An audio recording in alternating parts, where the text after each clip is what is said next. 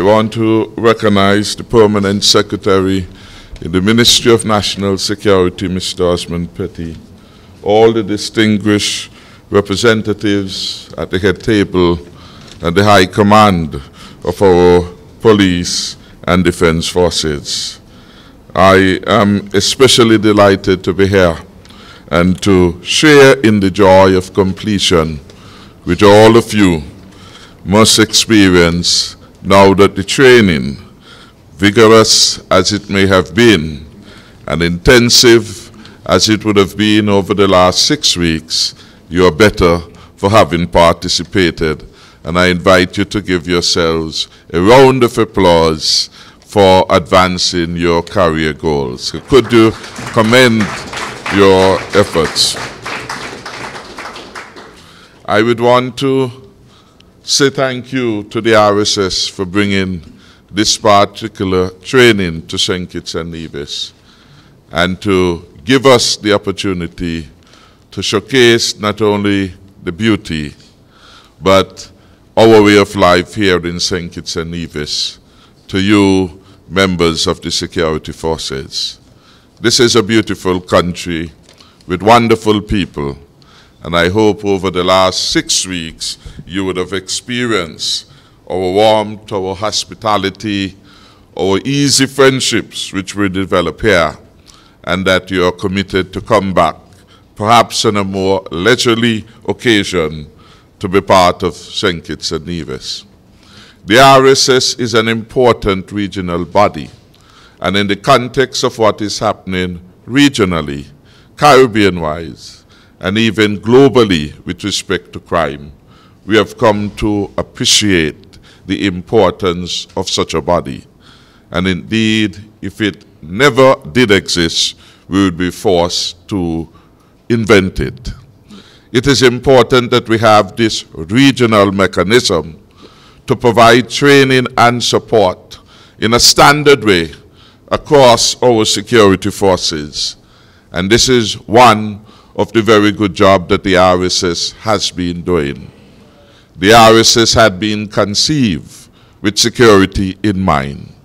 And the RSS had been conceived in the context of an experience in the Caribbean where, at least in one member state, it was felt that the local forces, the national forces, were inadequate to deal with difficult circumstances which had developed.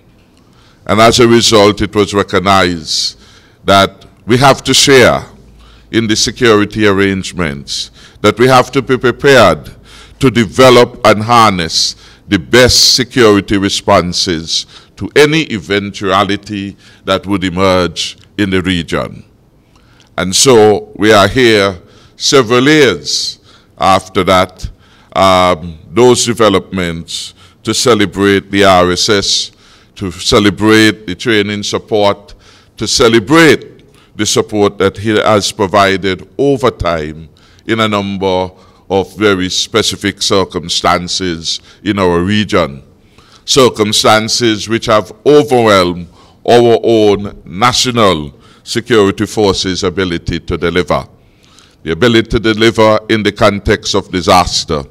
The ability to deliver when the illicit actors within our own national confines seem to be too aggressive and too determined and our national security forces then need additional support.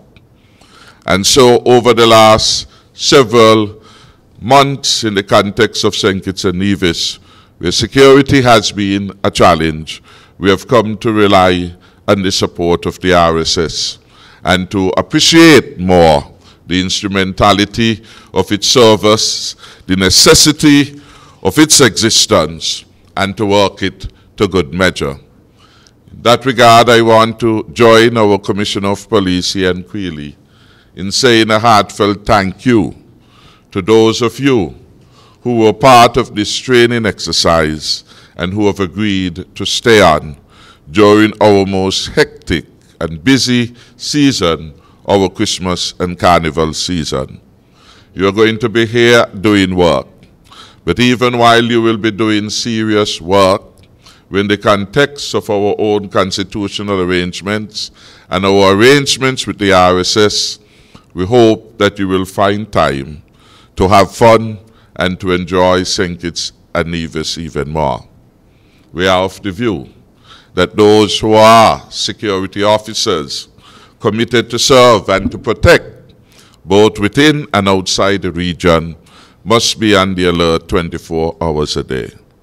In true form, there are no rest days for people involved in security. Because if you are really not attentive, if you are not keen, if you lose your guard, you fail to be a security officer. And in the end, that is the reality.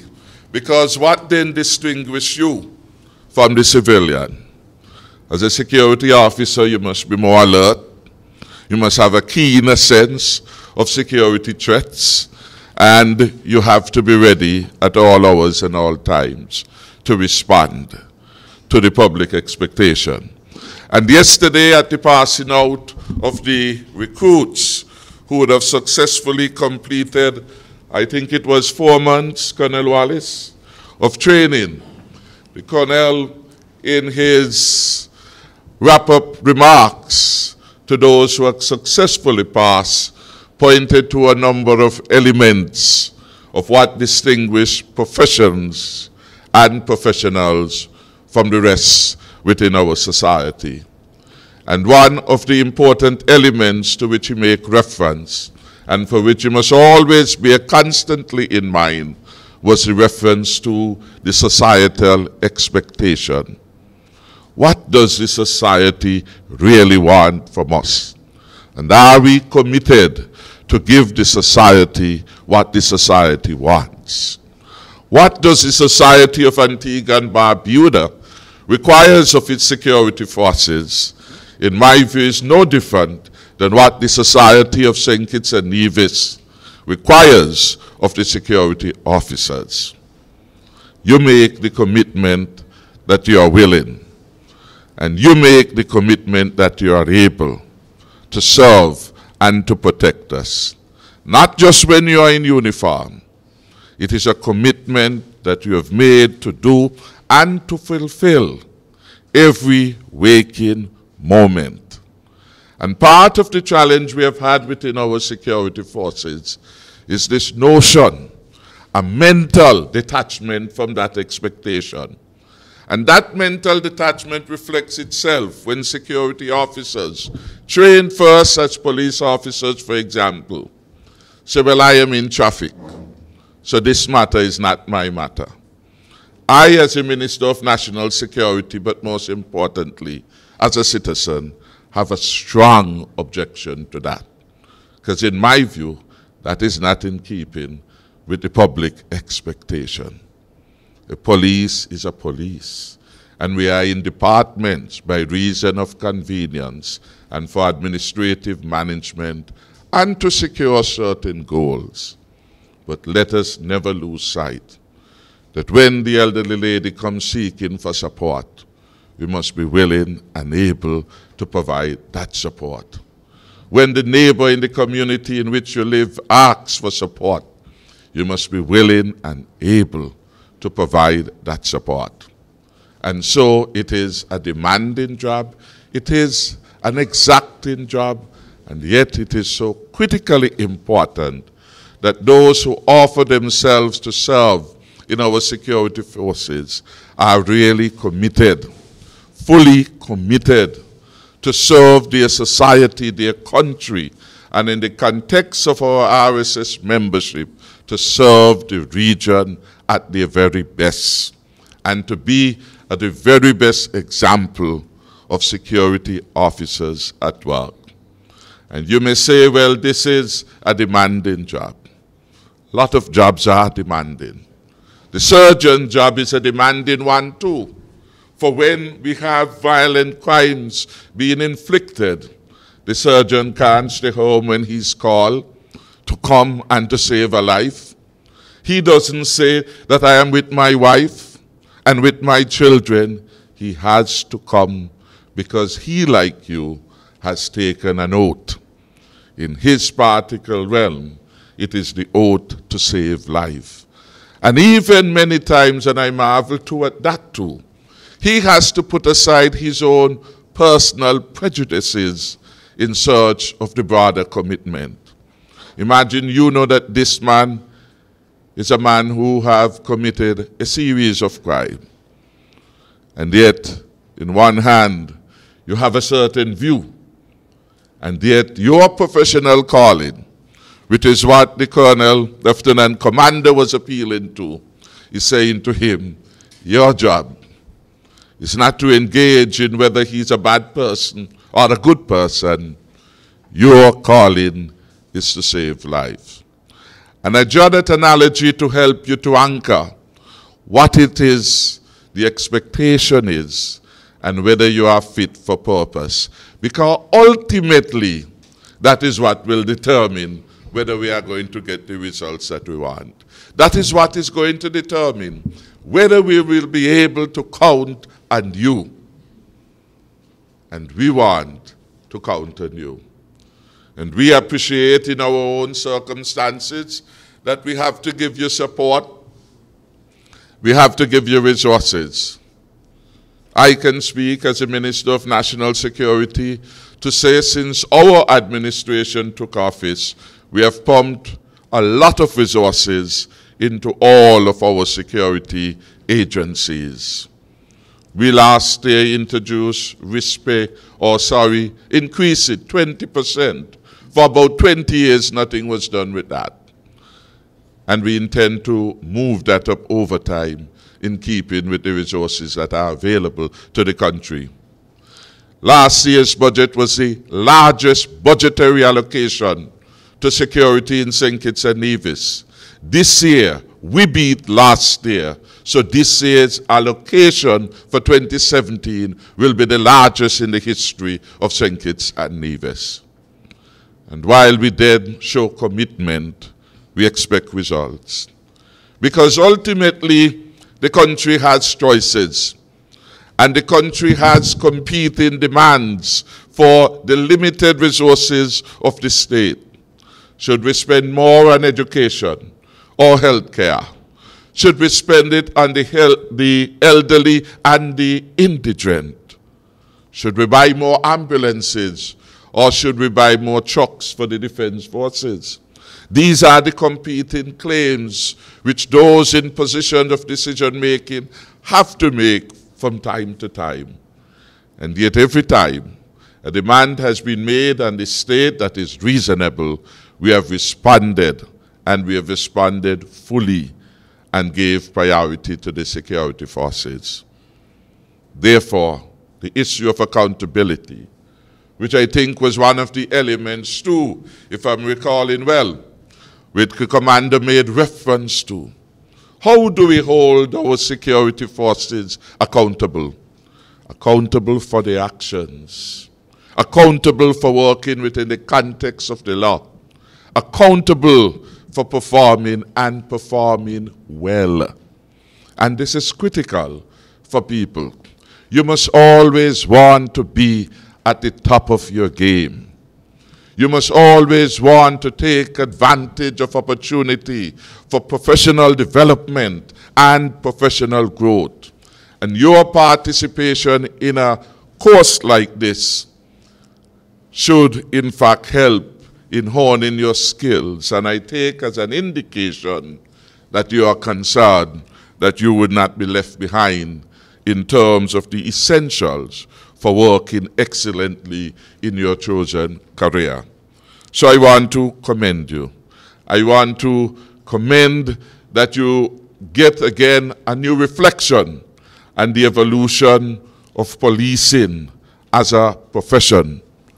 I want you to have a new reflection that now in the context of what is happening, and now in the context of the RSS, member states, and those within the security forces within these member states who subscribe to the RSS, the security forces are now regional. Regional in nature. Because any member state should be able to call upon the support services of another. That is what we exercise under the treaty, in having an initial stint of about 6 weeks of forces from the RSS in our country.